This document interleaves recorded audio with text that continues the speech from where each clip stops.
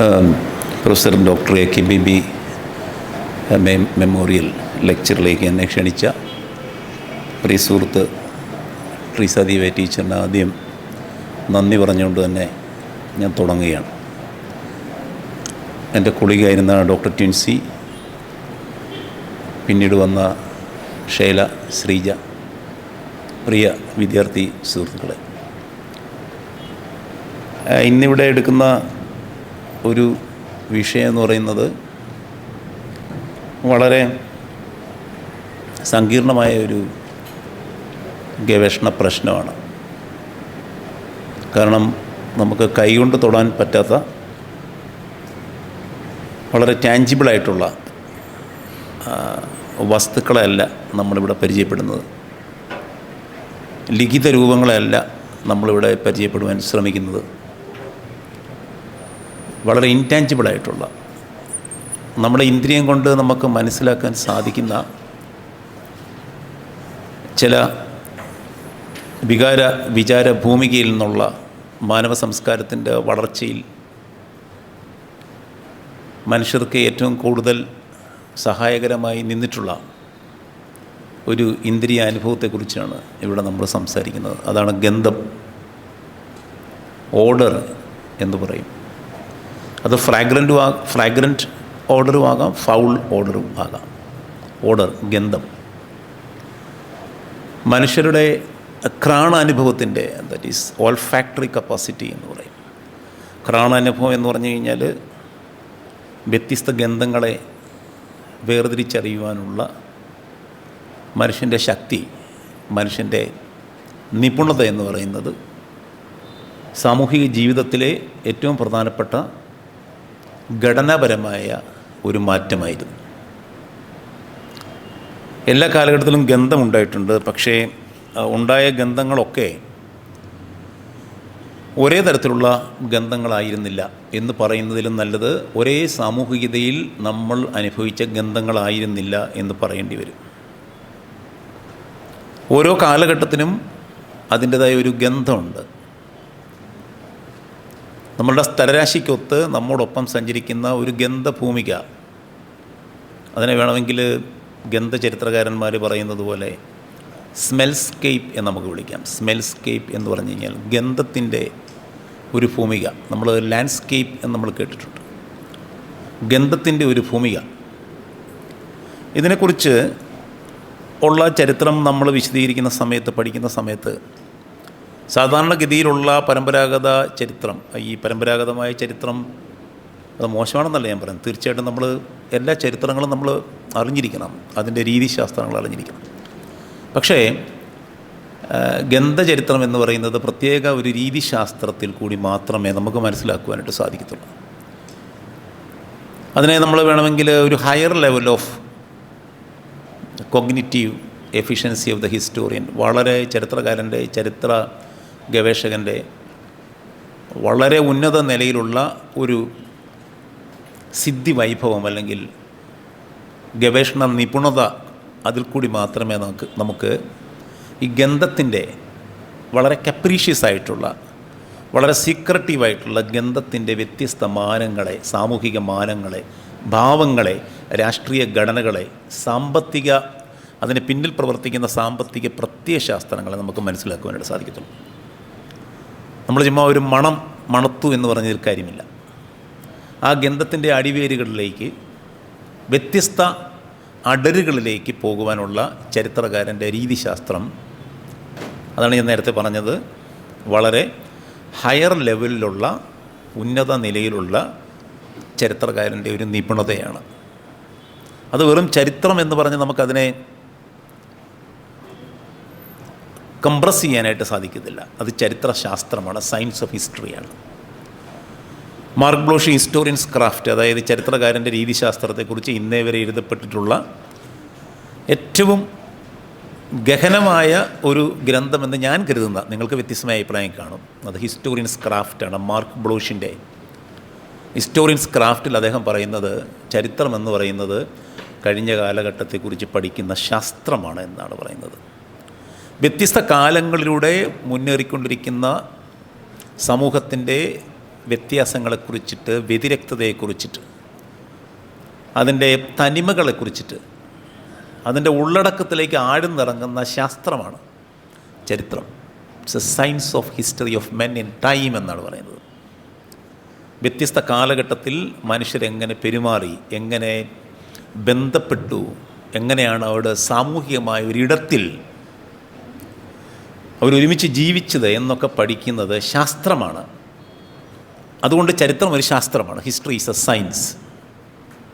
പണ്ടൊക്കെ ഞാനൊക്കെ പഠിക്കുന്ന കാലഘട്ടത്തിൽ ഏറ്റവും പ്രധാനപ്പെട്ട ഒരു എസ്സേ ആയിരുന്നു write history it as an art or science എന്ന് പറയുന്നത്. നമ്മൾ ആർട്ടുമാണ് സയൻസും ആണെന്ന് പറഞ്ഞു വെച്ചാൽ 10ൽ 10 മാർക്കും കിട്ടുമായിരുന്നു. കാര്യം ആർട്ടല്ല എന്ന് പറഞ്ഞു കഴിഞ്ഞാൽ ആ ഒരു സ്റ്റീരിയോടിപ്പിക്കലായിട്ട് നമ്മൾ പഠിച്ചിരിക്കുന്നില്ല. സയൻസ് ഒരു ആർട്ടുമാണ്, സയൻസുമാണ്. പക്ഷേ ചരിത്രത്തിൻ്റെ ഉള്ളടക്കത്തിലേക്ക്, അതിൻ്റെ ഉള്ളറയിലേക്ക് കടക്കുവാനുള്ള അതിൻ്റെ രീതിശാസ്ത്രം തീർച്ചയായിട്ടും ശാസ്ത്രത്തിൽ ഊന്നിയതാണ്. അത് ന്യൂട്ടണും ഐൻസ്റ്റീനും മാക്സ് പ്ലാങ്കും ഷ്രോഡിംഗറും ഒക്കെ പറഞ്ഞ സയൻറ്റിസമാണ്. സയൻറ്റിസം അതായത് ഏതെങ്കിലും ഒരു സങ്കീർണ ചരിത്ര പ്രശ്നത്തെക്കുറിച്ച് പഠിക്കണമെന്നുണ്ടോ എങ്കിൽ അതിൻ്റെ ശാസ്ത്രീയമായ രീതികളിൽ കൂടി മാത്രമേ അതിനെ പഠിക്കുവാൻ സാധിക്കൂ എന്ന ഒരു ബിലീഫിനെയാണ് നമ്മൾ സയൻറ്റിസം എന്ന് പറയുന്നത്. ഇങ്ങനെ വളരെ ഹയർ ലെവലിലുള്ള ഒരു ശാസ്ത്രീയത്വം എന്ന് വേണമെങ്കിൽ നമുക്കതിനെ മലയാളത്തിൽ വിളിക്കാം. സയൻറ്റിസത്തിൽ കൂടി മാത്രമാണ് ഈ ഗന്ധ ചരിത്രങ്ങളെക്കുറിച്ച് നമുക്ക് പഠിക്കുവാൻ സാധിക്കൂ എന്നാണ് ഞാൻ പറഞ്ഞതിൻ്റെ അർത്ഥം. അതിൻ്റെ അർത്ഥം നിങ്ങൾ കുറച്ച് ശ്രദ്ധിച്ചിരിക്കുവാണെങ്കിൽ മാത്രമേ ഈ പ്രഭാഷണം നിങ്ങൾക്ക് ഗ്രഹിക്കുവാനുള്ള ഒരു സാഹചര്യം ഉണ്ടാവൂ എന്നുള്ളതാണ് അതിൻ്റെ ഉദ്ദേശം. രണ്ടാമതായി നമ്മുടെ ചരിത്രത്തെക്കുറിച്ച് പറയുമ്പം സാധാരണ ചരിത്രം ദന്തഗോപുരങ്ങളിലിരിക്കുന്ന ഒരു ശാസ്ത്രമായിട്ടാണ്, അല്ലെങ്കിൽ കലാ പ്രവർത്തനം, ശാസ്ത്ര സാങ്കേതിക പ്രവർത്തനമായിട്ട് നമുക്കതിനെ കാണുവാൻ സാധിക്കും. ദന്തഗോപുരങ്ങളിലിരിക്കുന്ന നമ്മുടെ ആർക്കൈവുകളുടെ ഒരു പ്രധാനപ്പെട്ട ഒരു ഓർത്തഡോക്സ് ആയിട്ടുള്ള ഒരു ഭൂമികയുണ്ട്. അതിൻ്റെ ഒരു ശീലന സമ്പ്രദായങ്ങൾ, ആർക്കൈവ്സിൻ്റെ ശീലന സമ്പ്രദായങ്ങളിൽ, അല്ലെങ്കിൽ അതിനെ വേണമെങ്കിൽ നമ്മൾ ബോർദിയൻ ടൈമിൽ പറയുവാണെങ്കിൽ ഹാബിറ്റസ് എന്ന് വിളിക്കുവാനായിട്ട് സാധിക്കും. ഒരു പുരാരേഖാ വകുപ്പിലേക്ക്, ഒരു ആർക്കൈവ്സിലേക്ക് നിങ്ങൾ കയറുന്ന സമയത്ത് അതിൻ്റെ ഹാബിറ്റസ് എന്ന് പറയുന്നത് തീർച്ചയായിട്ടും അതിൻ്റെ ആത്മാവ്, അതിൻ്റെ മനസ്സ്, അതിൻ്റെ പ്രവർത്തന മേഖല എല്ലാം നിൽക്കുന്നത് ആ ടെക്സ്ച്വൽ ഡോക്യുമെൻസിലാണ്.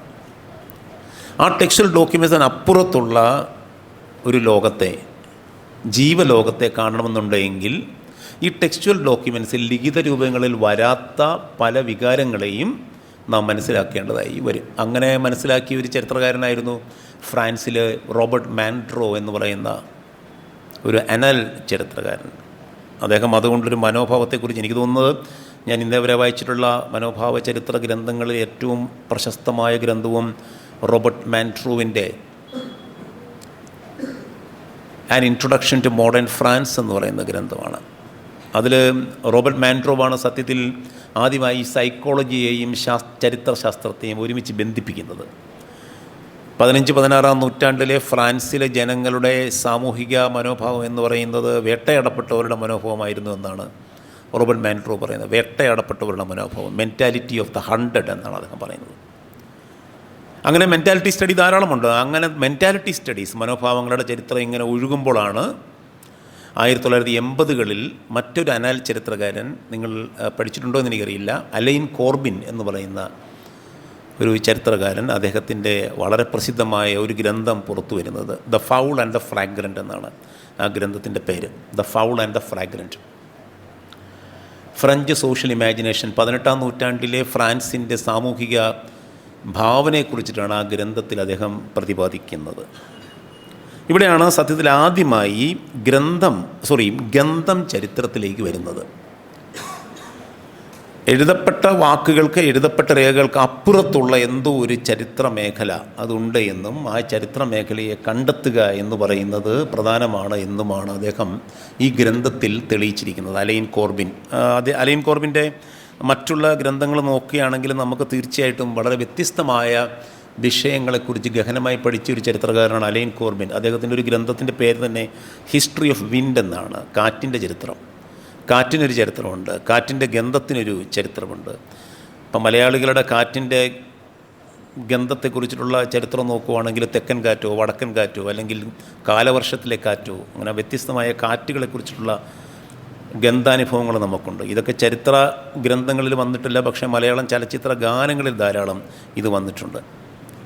മലയാളം ചലച്ചിത്ര ഗാനങ്ങൾ നോക്കുകയാണെങ്കിൽ കേരളത്തിൻ്റെ ഗന്ധത്തെക്കുറിച്ചിട്ടുള്ളൊരു ആർക്കൈവ് തന്നെ മലയാളം ചലച്ചിത്ര ഗാനങ്ങൾക്കകത്തുണ്ട് എന്ന് നമുക്ക് മനസ്സിലാക്കുവാനായിട്ട് സാധിക്കും. അങ്ങനെയുള്ള ആ ഗന്ധത്തെ അടിവരയിട്ട് പറയുന്ന ഒരു ആദ്യത്തെ ചരിത്ര ഗ്രന്ഥമാണ് ഈ അലൈൻ കോർവിൻ്റെ the foul and the fragrant എന്ന് പറയുന്ന ഒരു ഗ്രന്ഥം. വളരെ ഇമ്മേഴ്സീവായിട്ട് നമുക്ക് 18-ാം നൂറ്റാണ്ടിലെ ഫ്രാൻസിൻ്റെ ചരിത്രത്തിലേക്ക് വളരെ ഇമ്മേഴ്സീവായിട്ട് നമുക്ക് പോകാനായിട്ട് സാധിക്കുന്ന ഒരു ഗ്രന്ഥമാണ് ഫൗൾ ആൻഡ് ദ ഫ്രാഗ്രൻ്റ് എന്ന്. ഞാൻ ആദ്യം ഈ ഗ്രന്ഥത്തെക്കുറിച്ച് പറയുന്നത് കാരണം അടിസ്ഥാനപരമായി ഇന്നേ വരെ ലോക ചരിത്ര രചന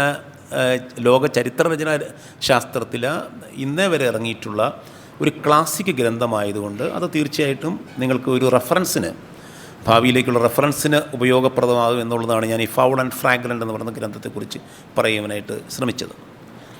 അദ്ദേഹം 18-ാം നൂറ്റാണ്ട് 16-17 നൂറ്റാണ്ടിലെ ഫ്രാൻസിനെ കുറിച്ചും പിന്നീട് 18-ാം നൂറ്റാണ്ടിലേക്ക് ഫ്രാൻസ് വന്നപ്പോൾ ആ ഗന്ധാനുഭവം മാറിയതിൻ്റെ ഘടനാപരമായ വ്യത്യാസത്തെയാണ് അലൈൻ കോർവിൻ ഈ ഗ്രന്ഥത്തിൽ പറയുന്നത്. പക്ഷേ അതിലേക്ക് കടക്കുന്നതിന് മുമ്പ് വളരെ പ്രധാനപ്പെട്ട മറ്റൊരു കാര്യം എന്ന് പറയുന്നത് മാനവ ചരിത്രത്തിലുടനീളം അതിൻ്റെ എല്ലാ മേഖലകളിലും ഗന്ധം അല്ലെങ്കിൽ ഘ്രാണ അനുഭവം, ഓൾഫാക്ടറി പെർസെപ്ഷൻ ഒരു പ്രധാന ഭാഗമായിരുന്നു. അത് ആദിമ മനുഷ്യരുടെ കാലം മുതൽക്ക് തന്നെ ഗന്ധാനുഭവത്തിലൂടെയാണ് ആദ്യമായി അവർ ഭൂപടങ്ങൾ നിർമ്മിച്ചത്. ഓൾഫാക്ടറി മാപ്പിംഗ് എന്ന് വേണമെങ്കിൽ നമുക്കതിനെ പറയാം. ഒരു പ്രദേശത്ത് ജീവിച്ചിരുന്ന കുറേ മനുഷ്യർ, ആദ്യകാല മനുഷ്യർ നമുക്ക് വേണമെങ്കിൽ അവരെ വിളിക്കാം, സാപ്പിയൻസിൻ്റെയൊക്കെ ആദ്യത്തെ ഭാഗത്ത് വരുന്ന മനുഷ്യർ, അവർ ആ പ്രദേശത്തുള്ള പരിസ്ഥിതിയെക്കുറിച്ചിട്ട്, ആ പ്രദേശത്തുള്ള അവർ നടന്ന് നീങ്ങി കണ്ടനുഭവിച്ച ആ പ്രദേശത്തെ മരങ്ങളെക്കുറിച്ചും കായ്കനികളെക്കുറിച്ചും മൃഗങ്ങളെക്കുറിച്ചും മനസ്സിലാക്കിയത് ഗന്ധത്തിലൂടെയാണ്. ആദ്യം ടെക്സ്റ്റിലൂടെ അല്ല. എവിടെയാണ് തേൻ കിട്ടുന്നത് എന്ന് നോക്കി നടക്കുന്ന ഈ ആദിമ മനുഷ്യർ വളരെ കിലോമീറ്ററുകൾക്ക് അപ്പുറത്ത് തേൻ ഉള്ളപ്പോൾ തന്നെ തേനിൻ്റെ ഗന്ധത്തെ അവർക്ക് മനസ്സിലായിരുന്നു എന്നാണ് പറയുന്നത്. ഗന്ധത്തെക്കുറിച്ച് പഠിക്കുന്ന വൈദ്യശാസ്ത്രജ്ഞന്മാർ പറയുന്നത് ഏറ്റവും കൂടുതൽ ഘ്രാണശക്തി ഉണ്ടായിരുന്നത് ഈ നൊമാഡ്സിനാണ് എന്നാണ് പറയുന്നത്, ഈ നാടോടികൾക്കാണ് എന്നാണ് പറയുന്നത്. ഒരു സ്ഥലത്തു നിന്ന് മറ്റൊരു സ്ഥലത്തേക്ക് നിരന്തരം നീങ്ങിക്കൊണ്ടിരുന്ന, അത് ഈ അടുത്ത കാലത്ത് 2022 ഡ്യൂക്ക് യൂണിവേഴ്സിറ്റി നടത്തിയ ഒരു പഠനത്തിൽ അത് തെളിയിച്ചിട്ടുണ്ട്. ഈ ഓൾഫാക്ടറി മാപ്പിങ്ങിനെ കുറിച്ച് പറയുന്നുണ്ട്. ഒരു പ്രദേശത്തെക്കുറിച്ച് ആദ്യം അവർ മനസ്സിലാക്കുന്നത് ചില പ്രത്യേക ബിംബങ്ങളിലൂടെയോ അല്ലെങ്കിൽ പ്രത്യേകമായ രീതിയിലുള്ള വരകളിലൂടെയോ അല്ലെങ്കിൽ ആഖ്യാന രൂപങ്ങളിലൂടെ അല്ല, ഈ ഗന്ധത്തിലൂടെയാണ് എന്നാണ് ഇവിടെ പറയുന്നത്. ഇതിനെയാണ് ഓൾഫാക്ടറി മാപ്പിംഗ് എന്ന് പറയുന്നത്. ആദ്യമായിട്ട് വ്യത്യസ്തമായ രീതിയിലുള്ള ഒരു സമൂഹം ഒരു പ്രത്യേക സ്ഥലത്ത് ഒതുങ്ങിക്കൂടുന്നതിൻ്റെ ആ രസതന്ത്രം എന്ന് പറയുന്നത് ഗന്ധത്തിലായിരുന്നു എന്നാണ് ഡ്യൂക്ക് യൂണിവേഴ്സിറ്റി 2022 പഠനത്തിൽ തെളിയിച്ചത്. അപ്പം ഞാൻ പറഞ്ഞത് ഈ പ്രാചീന കാലഘട്ടത്തെക്കുറിച്ചുള്ള ഗന്ധാനുഭവത്തെക്കുറിച്ചുള്ള കൂടുതൽ ഞാൻ പറഞ്ഞത്. പക്ഷേ എങ്കിലും മാനവ ചരിത്രത്തിലുടനീളം അവരുടെ മനോഭാവത്തിലെ കുടമാറ്റങ്ങളെയും അവരുടെ വ്യവഹാര ഭൂമികകളെയും ഒക്കെ സ്വാധീനിച്ച പ്രധാനപ്പെട്ട ഒരു ഘടകമാണ് ഗന്ധം എന്ന് പറയുവാനാണ് ഈ ഓൾഫാക്ടറി മാപ്പിങ്ങിനെ കുറിച്ച് ഞാൻ പറഞ്ഞത്. ഇത് പിന്നീട് അങ്ങോട്ട് ഈ ഗന്ധം എന്ന് പറയുന്നതിനെ ഒരു ഫൗൾ, അഴുക്ക് ഗന്ധം, ദുർഗന്ധം എന്ന രീതിയിലുള്ള ഇൻ്റർപ്രിട്ടേഷൻസ്, വ്യാഖ്യാനങ്ങൾ ആദ്യം വരുന്നത് മധ്യകാലഘട്ടത്തിലാണ്, മിഡിവൽ പീരീഡിലാണ്, എസ്പെഷ്യലി യൂറോപ്പിൽ. അതിൽ അലൈൻ കോർവിൻ തന്നെ അദ്ദേഹത്തിൻ്റെ ഗ്രന്ഥത്തിൽ ഉപയോഗിക്കുന്ന ഒരു വാക്ക് എയ്നൽ റിപ്രഷൻ എന്നാണ്. എയ്നൽ റിപ്രഷൻ എന്ന് പറഞ്ഞു കഴിഞ്ഞാലും ഒരു മനുഷ്യൻ്റെ ഒരു ശരീരത്തെ രണ്ടായിട്ട് നമ്മൾ നോക്കുകയാണെങ്കിൽ അതിൻ്റെ അപ്പർ പാർട്ടിൽ അത് ദൈവികവും അതിൻ്റെ ലോവർ പാർട്ട് പൈശാചികവുമാണ് എന്നാണ് പറയുന്നത്. ഇതൊരു ക്രിസ്ത്യൻ ട്രഡീഷനുമായിട്ട് ബന്ധപ്പെട്ട ചില ചർച്ച് റെക്കോർഡുകളിലും ഒക്കെ നമ്മളിത് കണ്ടിട്ടുണ്ട്. അപ്പർ പാർട്ട് എന്ന് പറയുന്നത് ദൈവികമായതും അതിൻ്റെ ലോവർ പാർട്ട് എന്ന് പറയുന്നത് തീർച്ചയായിട്ടും ഈ എക്സ്ക്രിമെൻസിൻ്റെ അല്ലെങ്കിൽ മോശമായ പ്രവർത്തനങ്ങളുടെ ഒരു ഏരിയ ആയിട്ടാണ് കണ്ടിരുന്നത്. അതിനെയാണ് എയ്നൽ റിപ്രഷൻ എന്ന് പറയുന്നത്. ഏർലി മിഡീവൽ പീരീഡിലെയും മിഡീവൽ പീരീഡിലെയും ഏറ്റവും പ്രധാനപ്പെട്ട ഒരു ശരീരസങ്കല്പത്തിലാണ് ഈ ഏനൽ റിപ്രഷൻ നിൽക്കുന്നത്. അതിൻ്റെ ലോവർ പാർട്ടിലേക്ക് പോകുമ്പോൾ നിങ്ങൾക്കറിയാം, എക്സ്ക്രിമെൻസ് അല്ലെങ്കിൽ നമ്മുടെ മലമൂത്ര വിസർജനമൊക്കെ നടത്തുന്ന ഭാഗങ്ങളൊക്കെ ലോവർ പാർട്ടിലാണ്. നമ്മുടെ രതിസുഖവുമായിട്ട് ബന്ധപ്പെട്ട് ഉള്ള പ്രവർത്തനങ്ങൾ നടക്കുന്നത് ലോവർ പാർട്ടിലാണ്. അപ്പോൾ ആ പാർട്ടൊക്കെ, ആ ഭാഗമൊക്കെ എന്തോ പാപം ചെയ്യുന്ന ഒരു ഭാഗവും അതിന് മുകളിലേക്കുള്ള ശരീരഭാഗം എന്ന് പറയുന്നത് ദൈവികമായ ചിന്തയുടെയും ഭാവനയുടെയും ഒക്കെ ഭാഗങ്ങളായിട്ടാണ് പറയുന്നത്. ഇത് സത്യത്തിൽ നമ്മുടെ ഇന്ത്യൻ ട്രഡീഷനിലെ പുരുഷ സൂക്ത തിയറി നോക്കുകയാണെങ്കിൽ, നമ്മളുടെ പുരുഷ സൂക്ത തിയറിക്കകത്ത് പറയുന്ന ബ്രഹ്മാവിൻ്റെ വായിൽ നിന്ന് ബ്രാഹ്മണന്മാരും അതുപോലെ തന്നെ അറിയാമല്ലോ നിങ്ങൾക്കല്ലേ, കൈകളിൽ നിന്ന് ക്ഷത്രിയന്മാരും അതുപോലെ തൈസിൽ നിന്ന് വൈശ്യാസും അതുപോലെ പാദങ്ങളിൽ നിന്ന് ശൂദ്രന്മാരും വന്നു എന്നാണ് പറയുന്നത്. അപ്പം ഈ അരയ്ക്ക് താഴേക്കുള്ള ഭാഗത്തൊക്കെ സാമൂഹികമായി ലോവർ പ്ലേസിൽ നിൽക്കുന്ന ആൾക്കാർ. സത്യത്തിൽ ഈ ഗന്ധത്തെക്കുറിച്ചുള്ള ഏനൽ റിപ്രഷൻ അതിൻ്റെ പ്രത്യേക മാനിഫെസ്റ്റേഷൻസിൽ എങ്ങനെയാണ് ഒരു സമൂഹത്തിലെ വരേണ്യവർഗത്തെയും അതുപോലെ തന്നെ പാർശ്വവൽക്കരിക്കപ്പെട്ട വർഗത്തെയും പറഞ്ഞു തരുന്നത് എന്നുള്ളത് കൃത്യമായ രീതിയിൽ ഒരു ശരീരസങ്കല്പം അനുസരിച്ചിട്ട് ഈ ഏനൽ റിപ്രഷൻ എന്ന് പറയുന്ന കോൺസെപ്റ്റിലൂടെ നമുക്ക് മനസ്സിലാക്കുവാനായിട്ട് സാധിക്കും. ഇത് വളരെ നമ്മൾ കൂടുതലൊന്നും ചിന്തിക്കേണ്ട കാര്യമൊന്നുമില്ല. തീർച്ചയായിട്ടും ഈ പ്രവർത്തനങ്ങൾ മനുഷ്യൻ്റെ ബോഡിയെ തന്നെ സെഗ്രിഗേറ്റ് ചെയ്യുന്ന, പോളറൈസ് ചെയ്തിട്ട് രണ്ട് രീതിയിലുള്ള ഒരു ചിന്തകളെ ഐഡൻറ്റിറ്റിക്ക് കൊടുക്കുന്ന ഒരു കോൺസെപ്റ്റിനെയാണ് ഏനൽ റിപ്രഷൻ എന്ന് അലൈൻ കോർബിൻ വിളിച്ചത്. ഇതുപോലെ തന്നെ ഈ കാലഘട്ടത്തിൽ തന്നെ, മധ്യകാലഘട്ടത്തിൽ തന്നെ സ്ത്രീകളുടെ ഗന്ധത്തെക്കുറിച്ചും വളരെ മോശമായ സങ്കല്പങ്ങളായിരുന്നു.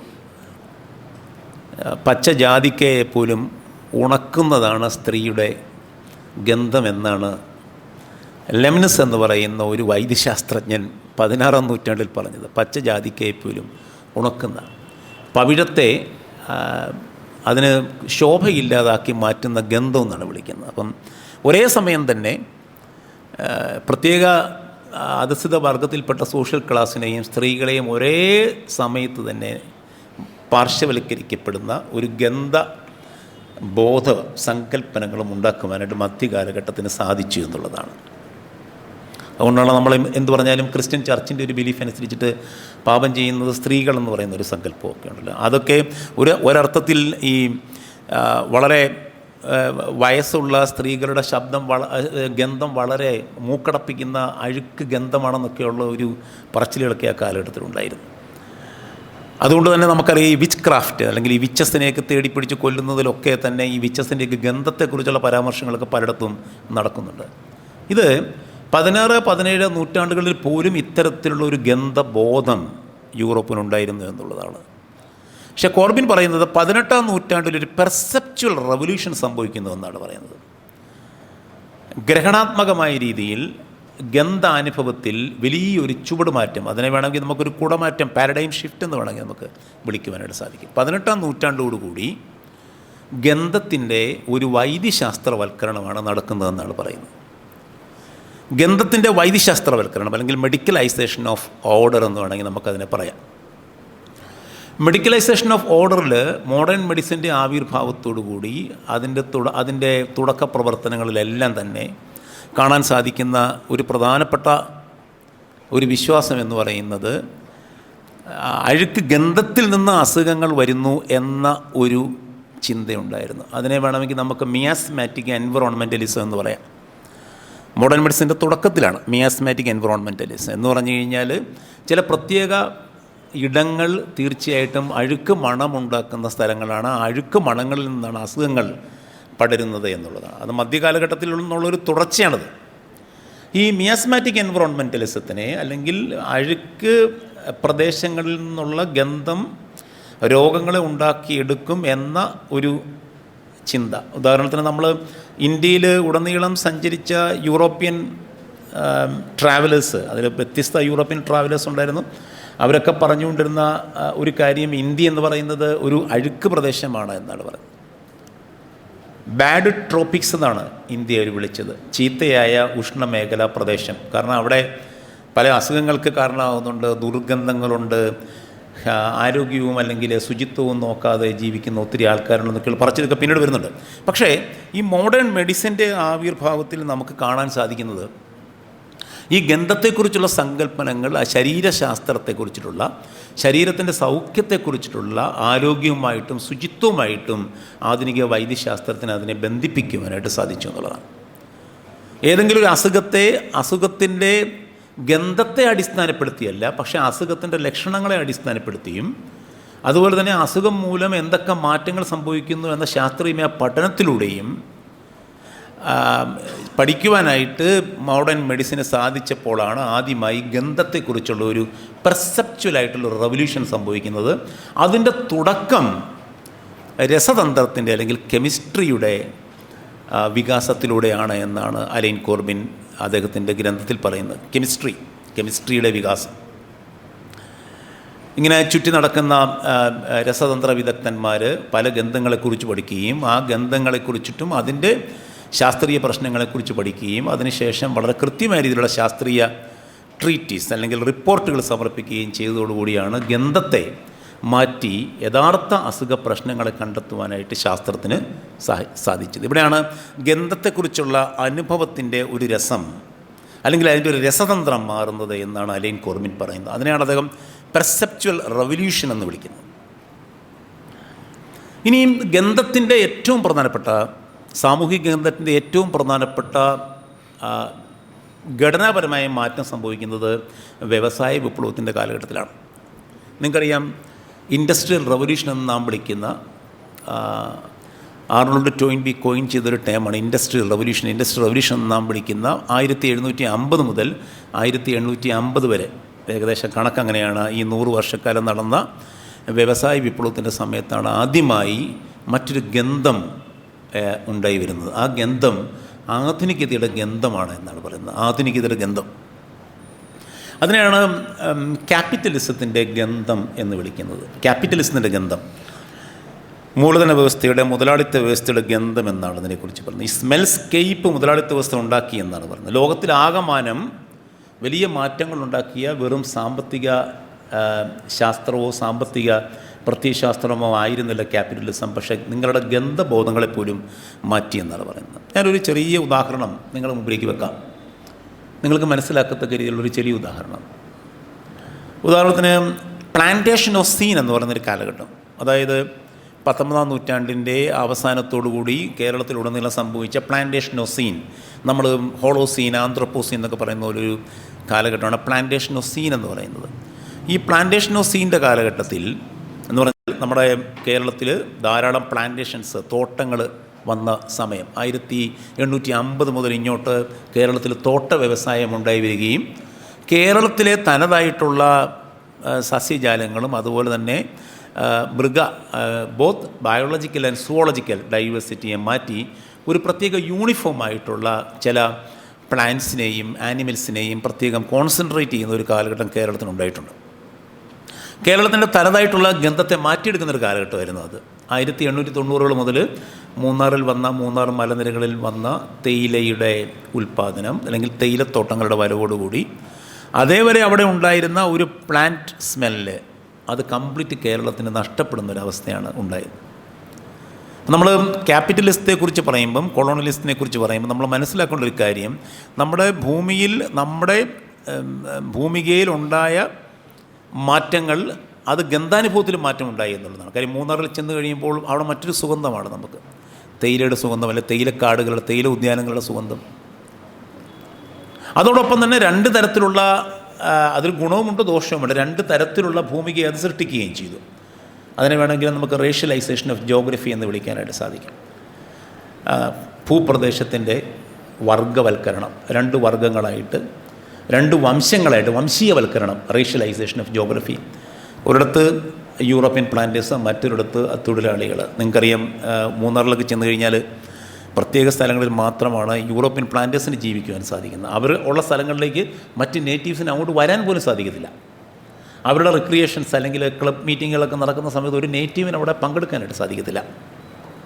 അതിലെന്തോ ഒരു ഗന്ധപ്രശ്നമുണ്ടോ എന്ന് വേണമെങ്കിൽ നമുക്ക് ആലോചിച്ച് നോക്കാം. മറ്റ് ലയങ്ങളിൽ ദുർഗന്ധം വമിക്കുന്ന യാതൊരു ശുചിത്വവും ഇല്ലാത്ത മേഖലകളിൽ ലയങ്ങളാണ്. അപ്പോൾ യു ക്യാൻ സീ ദാറ്റ് ഈ പ്ലാന്റേഷൻ ഓഫ് സീനിൽ 2 തരത്തിലുള്ള സ്ഥലരാശികളെ ഭൂമികയെ ഉണ്ടാക്കിയെടുക്കുവാനായിട്ട് കൊളോണിയലിസത്തിന് സാധിച്ചു, അല്ലെങ്കിൽ ക്യാപിറ്റലിസത്തിന് സാധിച്ചു എന്നുള്ളതാണ്. ഒരേ സമയം തന്നെ ഒരു നാടിൻ്റെ ഗന്ധത്തെ മാറ്റുകയും നാടിൻ്റെ ഗന്ധത്തിൻ്റെ സാമൂഹിക ഘടനയെപ്പോലും മാറ്റുവാൻ കഴിവുള്ള ഒരു പ്രത്യേക രൂപത്തെ ഗന്ധശാസ്ത്രത്തെ ഉണ്ടാക്കിയെടുക്കുവാനായിട്ട് ക്യാപിറ്റലിസത്തിന് സാധിച്ചു. അതിനാണ് സ്മെൽസ്കേപ്പ് എന്ന് പറയുന്നത്.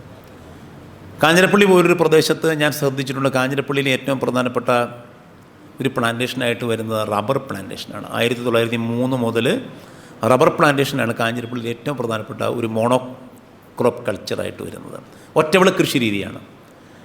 ഞാൻ അതിനുശേഷം പലപ്പോഴും ശ്രദ്ധിച്ചിട്ടുണ്ട്, ഒരു പ്രത്യേക തരത്തിലുള്ള ഒരു എക്കോളജിക്കൽ ആർക്കിടെക്ചർ ആ പ്രദേശത്തിനുണ്ടായി വരുന്നുണ്ട്. ചില പ്രദേശത്ത് റബ്ബർ മാത്രം, അപ്പം മറ്റുള്ള വിളകളെ അവിടെ തള്ളിക്കളഞ്ഞു.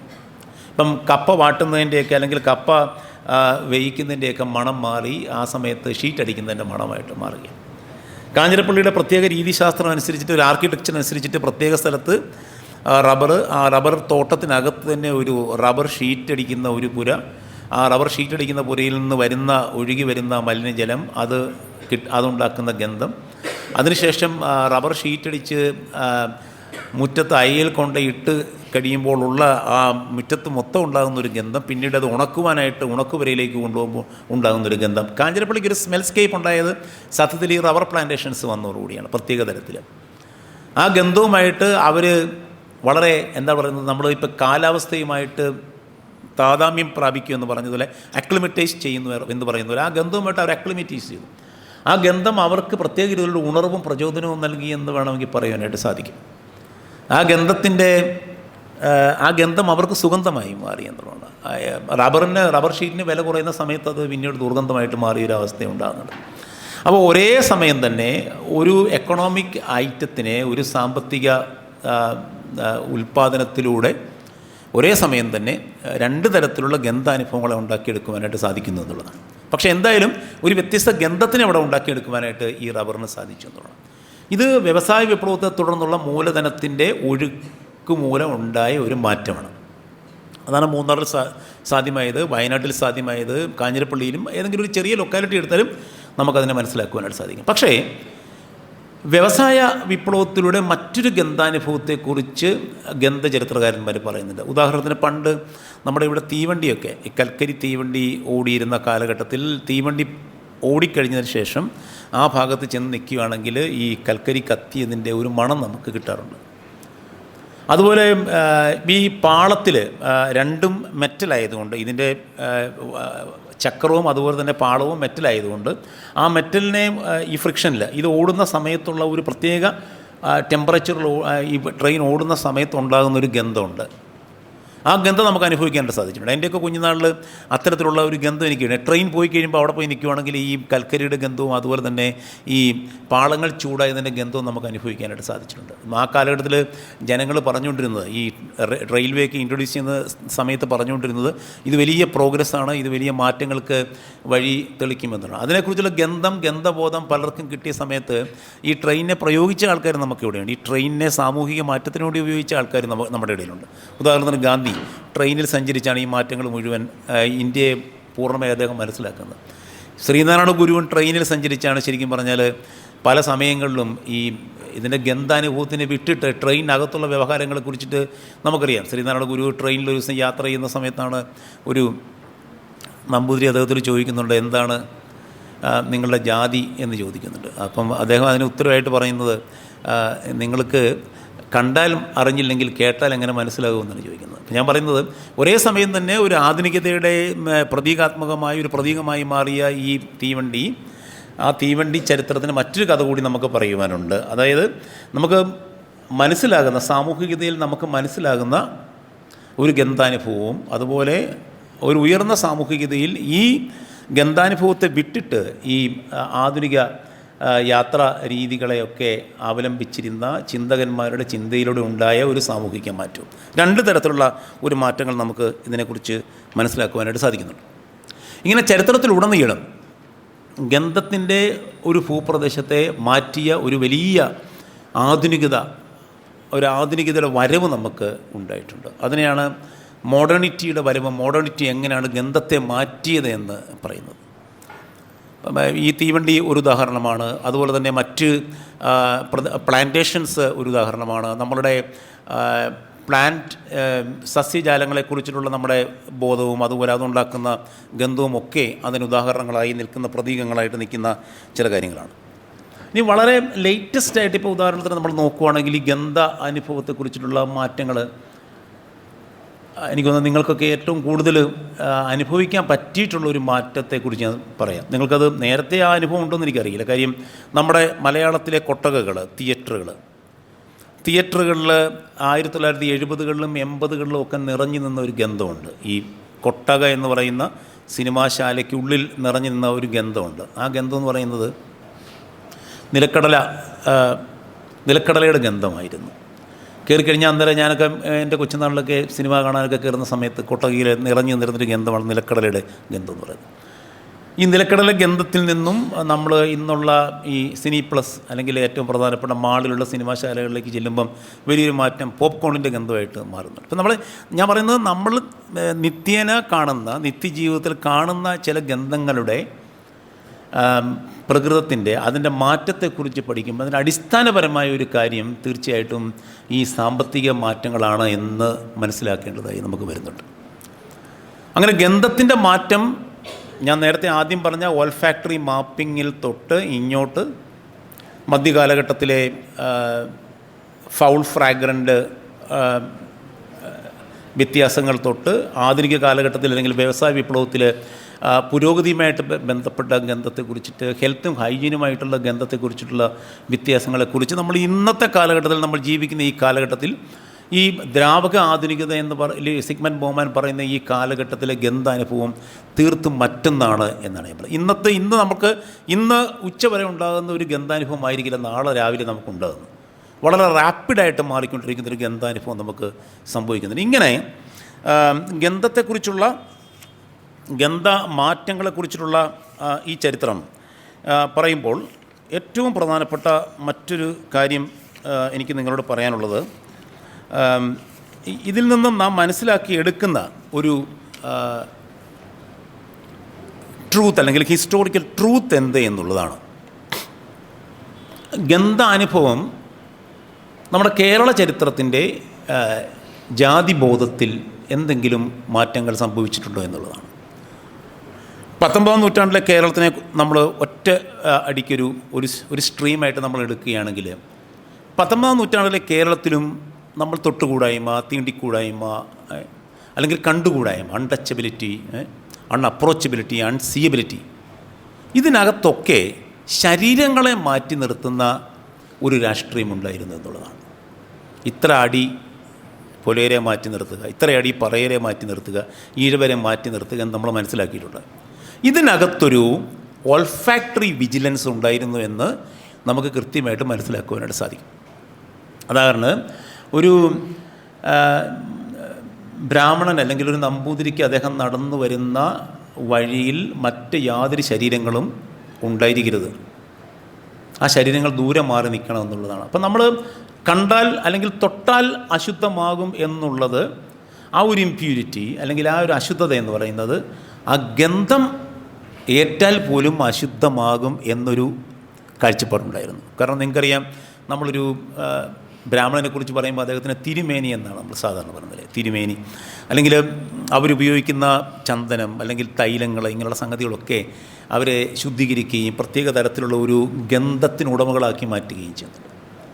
പക്ഷേ അതേ സമയത്ത് ചേറിൽ പണിയെടുക്കുന്ന പുലയൻ്റെയും ഈഴവൻ്റെയും ഒക്കെ ഗന്ധം എന്ന് പറയുന്നത് അങ്ങനെയുള്ളതല്ല. അത് തീർച്ചയായിട്ടും അവരന്ന് കണ്ടിരുന്ന ഒരു അഴുക്ക് ഗന്ധമായിട്ടാണ്, പാർശ്വവൽക്കരിക്കപ്പെട്ട ജനത്തിന് ഗന്ധമായിട്ടാണ് കണ്ടിരുന്നത്. അപ്പം അത്തരത്തിലുള്ളൊരു ഓൾഫാക്ടറി മാപ്പിംഗ് കൂടി 19ാം നൂറ്റാണ്ടിൽ ഉണ്ടായിരുന്നു എന്നുള്ളത് കാണേണ്ടതായി വരും. ഞാൻ ഇതിനെ സൂചിപ്പിക്കുന്നത്, ഞാൻ ഈ അടുത്ത കാലത്ത് ഈ ശ്രീനാരായണ ഗുരുവിനെക്കുറിച്ചുള്ള പഠനങ്ങളൊക്കെ നടത്തുമ്പോൾ എനിക്ക് മനസ്സിലായൊരു കാര്യം, ജാതിഭേദം, മതദ്വേഷം ഏതുമില്ലാതെ സർവ്വരും സോദരത്തിനെ വാഴുന്ന മാതൃകാസ്ഥാനമാണ് ഇതെന്ന് ശ്രീനാരായണ ഗുരു എഴുതി വെക്കുന്നുണ്ട്. അദ്ദേഹത്തിൻ്റെ തന്നെ ശിവനെ പ്രതിഷ്ഠിച്ചതിന് ശേഷം എഴുതി വെക്കുന്നൊരു കാര്യമാണിത്. എന്ന് പറഞ്ഞാൽ ആ പ്രദേശത്ത് ആർക്കും വരാം എന്നുള്ളതാണ്.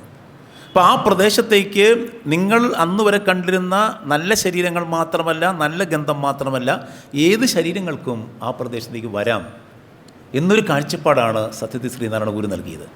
ഗന്ധത്തെക്കുറിച്ചുള്ള ഒരു ഓർമ്മയിലാണോ അദ്ദേഹം ഇത് എഴുതിയെന്ന് പറയില്ല. പക്ഷേ എങ്കിലും അത്തരത്തിലൊരു മാതൃകാ സ്ഥാനത്തെ ഉണ്ടാക്കിയെടുക്കുവാനായിട്ട് സാധിച്ചു എന്നുള്ളതാണ്. ഈ മാറ്റി നിർത്തപ്പെട്ട ശരീരങ്ങളെയും ഈ മാറ്റി നിർത്തപ്പെട്ട ഗന്ധങ്ങളെയും ഉൾക്കൊള്ളുന്ന, സാമൂഹികമായി ഉൾക്കൊള്ളുന്ന ഒരു പ്രദേശത്തെയാണ് ശ്രീനാരായണ ഗുരു സൂചിപ്പിച്ചത്. ഒരു മാതൃകാ സ്ഥാനം, ഒരു മോഡൽ സ്പേസ് എന്ന് അദ്ദേഹം സൂചിപ്പിച്ചതെന്ന് പറയേണ്ടിയിരിക്കുന്നു. അപ്പം നമ്മളുടെ ഗന്ധബോധമെന്ന് പറയുന്നത് വെറും ചുമ്മാ മണക്കുവാനുള്ള ഒരു ഗന്ധബോധമല്ല, പക്ഷേ സമൂഹ രൂപീകരണത്തിൽ ഇടപെട്ട് പ്രവർത്തിക്കുന്ന ചില പ്രത്യയശാസ്ത്രങ്ങളായിട്ട് ഒരു മനുഷ്യൻ്റെ ശരീരഗന്ധം മാറുന്നത് എങ്ങനെയാണ് എന്നുള്ളൊരു തിരിച്ചറിവിലാണ് ചരിത്രകാരൻ്റെ ആർക്കൈവ്സിൻ്റെ അല്ലെങ്കിൽ ചരിത്രകാരൻ്റെ ലബോറട്ടറിയുടെ സെൻസ് മാറുന്നത്, നമ്മുടെ ഫീൽഡ് മാറുന്നത്. കാരണം ഇന്നേ വരെ നാം പഠിച്ചിരിക്കുന്ന ചില പ്രത്യേക രീതിയിലുള്ള സോഴ്സുകളുടെ പഠനത്തിലൂടെ തന്നെ നമുക്ക്, ഇനിയിപ്പോൾ നിങ്ങൾക്ക് ചോദിക്കാവുന്നൊരു ചോദ്യം എന്ന് പറയുന്നത്, നിങ്ങൾക്ക് സംശയം തോന്നാവുന്നൊരു കാര്യം എന്ന് പറയുന്നത് എങ്ങനെയാണ് ഗന്ധത്തെ നാം മനസ്സിലാക്കുന്നത് എന്നുള്ളതാണ്. ഈ ഗന്ധത്തെ പഠിക്കുവാനായിട്ടുള്ള രീതിശാസ്ത്രം എന്താണ് എന്നുള്ളതാണ്. കാരണം നമ്മൾ സാധാരണ പഠിച്ചിട്ടുള്ള ഒരു പാഠാപഗ്രഥനം അല്ലെങ്കിൽ ടെക്സ്ച്വൽ അനാലിസിസിലൂടെ നമുക്ക് ഗന്ധത്തെ മനസ്സിലാക്കാൻ സാധിക്കും എന്നുള്ളതാണ്. ഈ ഗന്ധത്തെക്കുറിച്ചുള്ള എഴുതപ്പെട്ട രേഖകൾ ധാരാളം നമ്മളുടെ പുരാരേഖ വകുപ്പുകളിലുണ്ട്. ഉദാഹരണത്തിന് ചില രേഖകളെക്കുറിച്ച് ചില വിശദീകരണങ്ങൾ നിങ്ങൾക്ക് നൽകുവാനായിട്ട് ഞാൻ ആഗ്രഹിക്കുന്നുണ്ട്. ഇപ്പം മുനിസിപ്പൽ സാനിറ്റേഷൻ റിപ്പോർട്ടുകൾ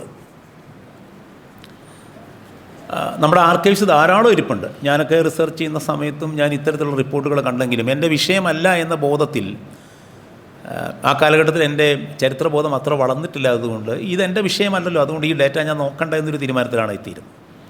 എൻ്റെ വിഷയം ഫോറസ്റ്റ് ആയതുകൊണ്ട് ഫോറസ്റ്റ് റെക്കോർഡുകൾ മാത്രം മതി എന്നുള്ളതാണ്. ധാരാളം മുനിസിപ്പൽ റിപ്പോർട്ടുകൾ, പൊതു ആരോഗ്യ റിപ്പോർട്ടുകൾ, പബ്ലിക് ഹെൽത്തിനെ കുറിച്ചുള്ള റിപ്പോർട്ടുകൾ, യാത്രാ വിവരണങ്ങൾ, വിദേശ ശാസ്ത്രജ്ഞന്മാരും പാശ്ചാത്യ ശാസ്ത്രജ്ഞന്മാരും മിഷണറിമാരും അതുപോലെ പ്രധാനപ്പെട്ട വ്യക്തികൾ സഞ്ചരിച്ച അവരുടെ സഞ്ചാരക്കുറിപ്പുകൾ, പിന്നീട് എല്ലാ ആർക്കൈവുകളിലും മെഡിക്കൽ റിപ്പോർട്ടുകൾ ഇരിപ്പുണ്ട്, പ്രത്യേക അസുഖത്തെക്കുറിച്ചുള്ള റിപ്പോർട്ടുകൾ, സെൻസസ് റിപ്പോർട്ടുകൾ, രോഗവിവരണ റിപ്പോർട്ടുകൾ, ഈ ആരോഗ്യത്തെക്കുറിച്ചും ആരോഗ്യ പരിരക്ഷയെക്കുറിച്ചുമുള്ള നിയമങ്ങൾ, നഗര ആസൂത്രണ രേഖകൾ, ഇതിനകത്തൊക്കെ ഈ സ്മെല്ല്, ഓർഡർ നാം അറിയാതെ തന്നെ ചില വാക്കുകളിലൂടെ ഈ ഓർഡറിൻ്റെ ഈ ഗ്രന്ഥങ്ങളിലെ ഈ ആധാരങ്ങളിലെല്ലാം വരുന്നുണ്ട് എന്നുള്ളതാണ്. ഉദാഹരണത്തിന് ചില ടേംസ് ഞാൻ നിങ്ങൾക്ക് മുമ്പിൽ പറയാം. ഞാൻ നേരത്തെ പറഞ്ഞു മിയാസ്മ ഒരു ടേമാണ്. ഈ ടേമുകളിലൂടെയാണ് നാം സഞ്ചരിക്കേണ്ടത്.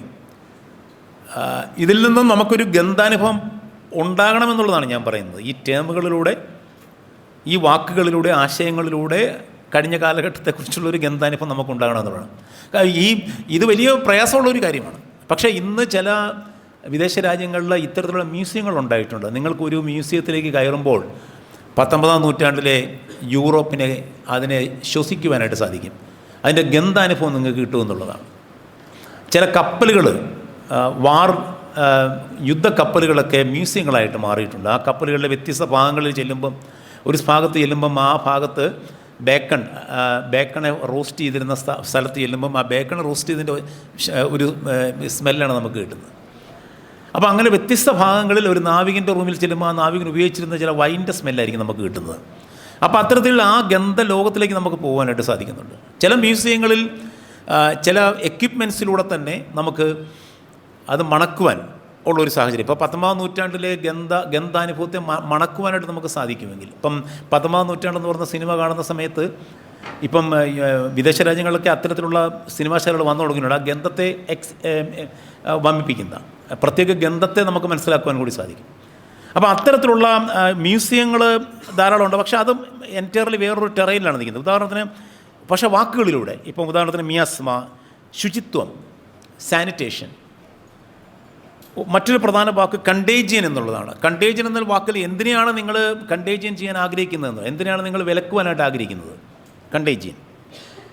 ടാനറീസിനെ കുറിച്ചുള്ള റിപ്പോർട്ടുകൾ, വ്യവസായ മലിനീകരണത്തെക്കുറിച്ചും പുകയെക്കുറിച്ചുമുള്ള റിപ്പോർട്ടുകൾ, സ്മോഗിനെക്കുറിച്ചുള്ള റിപ്പോർട്ടുകൾ, ചാൾസ് ഡിക്കൻസ് പറയുന്നത് പോലുള്ള ഒരു കോക്ക് ടൗണിനെ കുറിച്ചുള്ള റിപ്പോർട്ടുകൾ, സ്ട്രീറ്റ് ക്ലീനിങ്ങിനെക്കുറിച്ചും സ്യൂവേജിനെക്കുറിച്ചുമുള്ള റിപ്പോർട്ടുകൾ,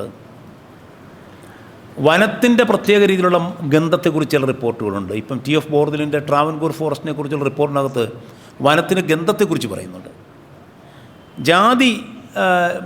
വ്യത്യസ്ത ജാതി തിരിച്ചുള്ള സ്മെല്ലുകളെക്കുറിച്ച്, കാര്യം ശുചിത്വം പാലിക്കാത്ത ജനങ്ങളുടെ സ്മെൽ എന്താണ്, ആ ബോഡി എന്താണ് എമിനേറ്റ് ചെയ്യുന്നതിനെക്കുറിച്ചുള്ള റിപ്പോർട്ടുകൾ.